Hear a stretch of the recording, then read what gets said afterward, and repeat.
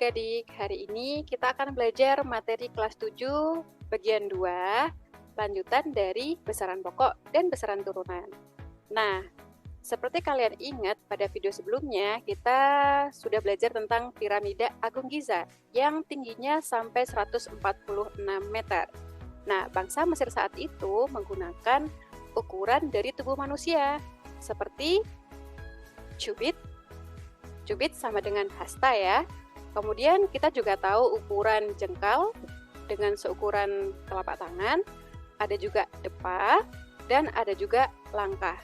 Nah, kalau kita lihat di sini, ukuran-ukuran ini atau satuan ini menggunakan alat ukur tubuh manusia, di mana setiap orang ukurannya bisa berbeda-beda.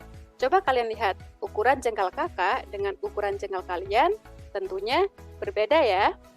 Nah, maka satuan-satuan ini disebut dengan satuan tak baku. Satuan tak baku adalah satuan yang menghasilkan nilai ukuran yang berbeda antara satu orang dengan yang lainnya. Maka ketika di zaman yang sudah modern ini, sudah ada kemajuan di bidang ilmu pengetahuan, teknologi, jasa, keuangan, dan lain sebagainya, maka kita diperlukan satuan yang tidak bisa ditawar-tawar lagi. Makanya kalian ingat ya, ada perjanjian di dunia untuk memunculkan satuan yang baku disebut dengan satuan sistem internasional. Nah, seperti kita ingat bahwa besaran-besaran pokok yang udah kita pelajari tentunya punya yang namanya satuan atau alat ukur yang baku. Nah, satuan baku, dia ini adalah satuan yang menghasilkan ukuran yang sama, meskipun dilakukan oleh orang lain dan berlaku secara umum atau berlaku secara internasional. Nah, tentunya satuan-satuan ini harus menggunakan alat ukur yang baku juga ya. Nah, seperti kita pelajari di video sebelumnya, ada beberapa besaran pokok yang kalian udah tahu alat ukur yang baku nih. Contohnya seperti panjang, alat ukur bakunya menggunakan roll meter, penggaris, jangka sorong, dan mikrometer sekrup. Jadi sudah tidak menggunakan tubuh manusia sebagai alat ukurnya. Kemudian yang kedua ada waktu. Waktu bisa diukur dengan stopwatch, jam tangan, atau jam dinding. Bisa juga massa, dia bisa diukur dengan neraca atau timbangan. Nah, di video kali ini, kita akan belajar gimana cara membaca alat ukur yang mungkin kalian tidak sering menggunakannya, seperti jangka sorong, mikrometer, stopwatch, ataupun neraca Ohaus. Yang pertama kita lihat dulu dari alat ukur besaran panjang. Kalau kita lihat, ada penggaris, jangka sorong, dan mikrometer sekrup. Kira-kira apa ya bedanya? Nah, beda ketiga dari alat ukur ini adalah dari ketelitian. Ketelitian penggaris adalah 0,1 cm, jangka sorong 0,01 cm, dan mikrometer sekrup 0,01 mm. Semakin kecil ketelitiannya, maka nilai yang hasilkan akan semakin presisi. Oke, jadi kita coba mengukur dengan penggaris. Penggaris biasanya kalian sudah sering memakai sehari-hari ya. Penggaris ini punya ketelitian sebesar 0,1 cm. Misalnya seperti ini. Misalnya di sini kakak mengukur balok kayu menggunakan penggaris, tapi cara mengukurnya tidak pas di angka 0. Jadi seperti ini, hitungnya di tengah-tengah. Nah, kalau seperti ini, kita lihat skala di ujung kanan dan kiri, kemudian kita kurangkan. Di skala kiri kita dapat 16 cm, di skala kanan kita dapat 22,2 cm. Kemudian untuk menghitung panjangnya tinggal kita kurangi. Jadi hasil pengukuran sama dengan 22,2 cm dikurangi 16 cm sama dengan 6,2 cm. Oke?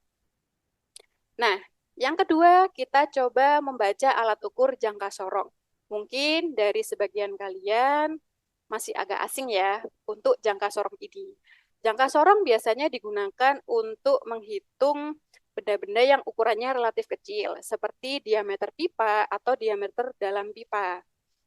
dia punya ketelitian sebesar 0,01 cm. Bentuknya kira-kira seperti ini. Nanti untuk bendanya ditaruh di sini ya. Nah, ditaruh di antara dua rahang.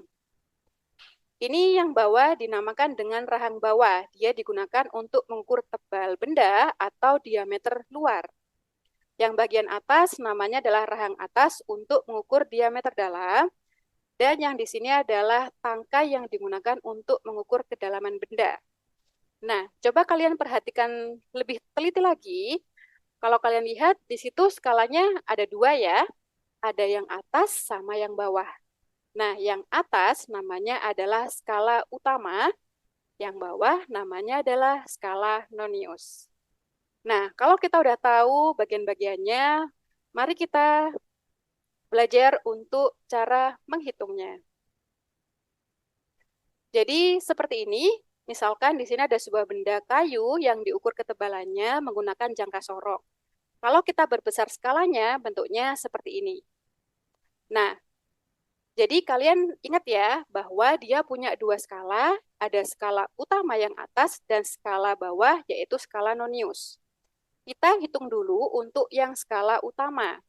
Skala utama, kalau melihatnya, kita lihat dulu 0 bawah. Kita kasih garis di sini. Nah, jadi skala utama yang terbaca adalah sebelah kiri pas dari angka 0 bawah. Jadi batasnya dia di sini, maka kita ambil yang ini. Karena ini 4, berarti di sini ada dua garis. Per garis di sini dia naik 0,1. Jadi di sini 4,1, yang di sini 4,2. Jadi skala utamanya bernilai 4,2. Oke.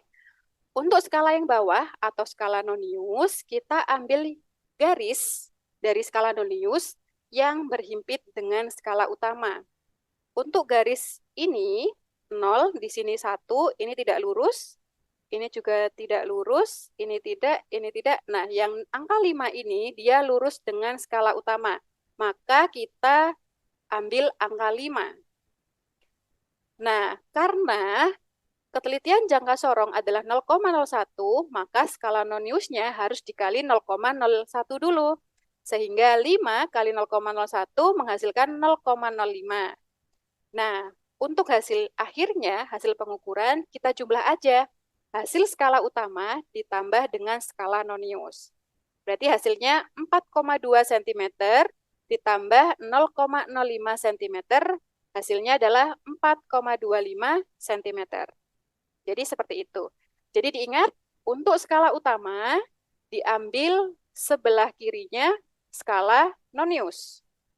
Untuk skala nonius diambil yang berhimpit dengan skala utama, kemudian dikali 0,01. Dan hasilnya ditambah. Oke? Kalau jangka sorong sudah bisa, kita lanjut ke mikrometer sekrup dengan ketelitian yang sangat kecil, yaitu sebesar 0,01 mm. Berarti alat ini bisa digunakan untuk mengukur benda yang lebih kecil lagi. Bentuknya seperti ini ya. Jadi di sini ada macam-macam, ada rahang putar, ada rahang bawah, kemudian ada skala utama, ada skala nonius juga. Nah, caranya nanti bendanya ditaruh di sini, kemudian ini nanti diputar sampai alatnya, bahannya atau benda yang diukur bisa terpasang dengan pas. Nah, untuk cara bacanya, nah skalanya seperti ini. Jadi dia sama, punya skala utama dan skala nonius. Untuk skala utama, kita ambil skala yang paling kanan. Kalau kita lihat, di sini adalah 2 mm. Karena angka 2 ini paling kanan. Kemudian untuk skala nonius, kita ambil yang lurus dengan sumbu skala utama. Di garis ini, nah di sini lurusnya adalah angka 35. Jadi skala noniusnya adalah 35. Kemudian karena ketelitian mikrometer sekrup 0,01 mm, jadi kita kalikan dulu sehingga menghasilkan 0,35 mm. Kemudian hasilnya kita jumlahkan, jadi 2 mm ditambah 0,35 mm menghasilkan 2,35 mm. Jadi seperti itu. Nah, selain alat ukur panjang, kita juga belajar alat ukur waktu. Kalau kita tahu alat ukur waktu yang kakak sebutkan tadi ada stopwatch, jam tangan, maupun jam dinding. Untuk jam tangan maupun jam dinding, mungkin kalian sudah bisa baca ya. Sedangkan stopwatch mungkin agak asing, yang bentuknya seperti ini. Nah, di sini ada dua skala, ada skala yang kecil sama yang besar. Nah, skala yang kecil, yang ini menunjukkan dia adalah skala menit. Karena dia garis ketiga, berarti kita tulis 3 menit. Sedangkan untuk yang besar adalah skala detik. Karena yang ditunjuk jarum adalah detik ke-7, maka terbacanya adalah 7 detik. Jadi hasil pengukurannya adalah 3 menit 7 detik. Seperti itu ya adik-adik ya. Jadi diingat untuk skala yang kecil menunjukkan menit, yang besar menunjukkan detik. Yang terakhir, kita akan belajar tentang alat ukur massa.